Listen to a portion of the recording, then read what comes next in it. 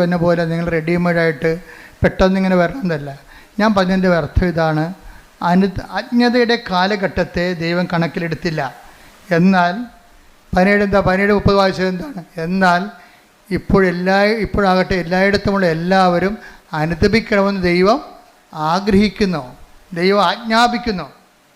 അപ്പോൾ എന്ത് പ്രശ്നം വെച്ച് കഴിഞ്ഞാൽ, ഉടമ്പടി വെളിപ്പെടുത്തുന്ന കാലത്ത് ആദ്യം കിട്ടിയ വചനം ഇതാണ്. എന്താണ്?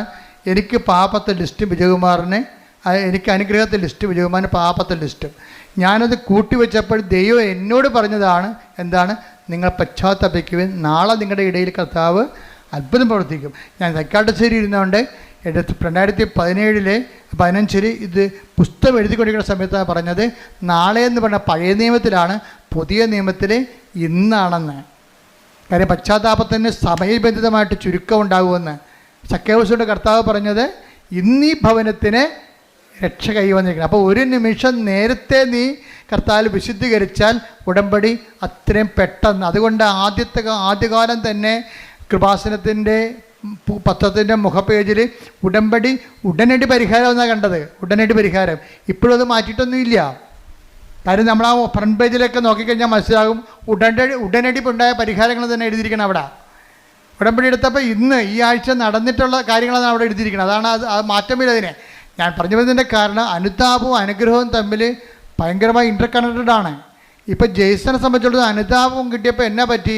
12 കൊല്ലം മുമ്പ് നടന്ന സംഭവമാണ് ഇപ്പോൾ എഴുതിയിരിക്കുന്നത്. 2012 ഗ്രീസിൽ റെസ്റ്റോറൻറ്റിൽ അപേക്ഷ കൊടുത്തിരിക്കുന്നത്. 2012 വരെ ആരും കോൾ ഫോർ ചെയ്തില്ല. ജെയ്സൺ പറഞ്ഞ ഷങ്കൻ വിസയ്ക്ക് വേണ്ടിയാണ് ഞാൻ അപേക്ഷിച്ചത്. അതിൽ ഡോക്യുമെൻ്റ് മുഴുവനും തെറ്റായിരുന്നു.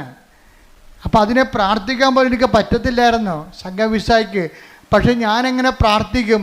അത് കാരണം എനിക്ക് അനുതാപം ഉണ്ടായി. കർത്താവേ, ഞാൻ വിസ ചെയ്തിരിക്കുന്നത് തെറ്റായിരുന്നല്ലോ. എനിക്ക് അനുതാപം ഉണ്ടായി. അനുതാപം ഉണ്ടായപ്പോൾ 12 പോയിട്ട് 24 ആയപ്പോൾ ജെയ്സൺ അനുദപിച്ചപ്പോൾ എന്ത് ചെയ്ത് അവർ ആ 12 കഴിഞ്ഞിട്ട് 10 വർഷത്തിന് ശേഷം ആ വിസ കോൾ ഫോർ ചെയ്യുകയാണ്. എന്താ? അതായത് ആ അനുതാപം അനുഗ്രഹം സ്പീഡാകും. നമ്മൾ എന്തുകൊണ്ടാണ് താമസിക്കണമെന്ന് വെച്ച് കഴിഞ്ഞാൽ അതിൻ്റെ കാര്യം അനുതാപം തന്നെയാണ് എൻ്റെ പ്രധാനപ്പെട്ട കാര്യം.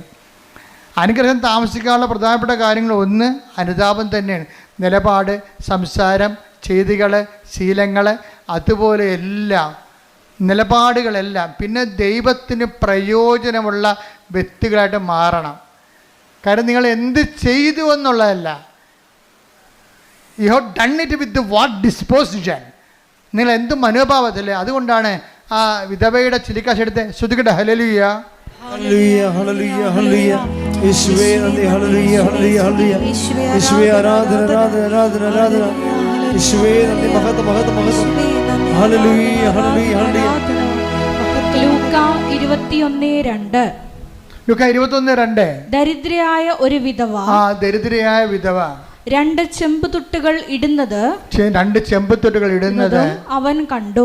അവൻ പറഞ്ഞു, ദരിദ്രയായ ഈ വിധവ മറ്റെല്ലാവരെയും കൂടുതൽ നിക്ഷേപിച്ചിരിക്കുന്നു എന്ന് സത്യമായി ഞാൻ നിങ്ങളോട് പറയുന്നു.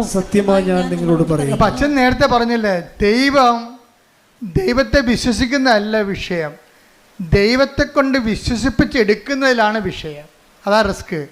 ഇപ്പം മറ്റെല്ലാവരെയും കാണുമെന്ന് പറഞ്ഞില്ലേ, ചാക്ക് കണക്കിന് ചില്ലിക്കാശ് ഭണ്ഡാരത്തെ തള്ളിയ ആൾക്കാരുണ്ട്. അവരെ ദൈവം വിശ്വസിക്കണില്ല. അതാ ഒരു ഉപജീവനത്തിനുള്ള വക മാത്രം ഉണ്ടായിരുന്ന ആളാണ് ഇട്ടിരിക്കുന്നത്. അതിലാണ് ദൈവം വിശ്വസിക്കണത്. വാട്ട് ഡിസ്പോസിഷൻ, നമ്മുടെ മനസ്സിലിരിപ്പ് എന്താണെന്നാണ്.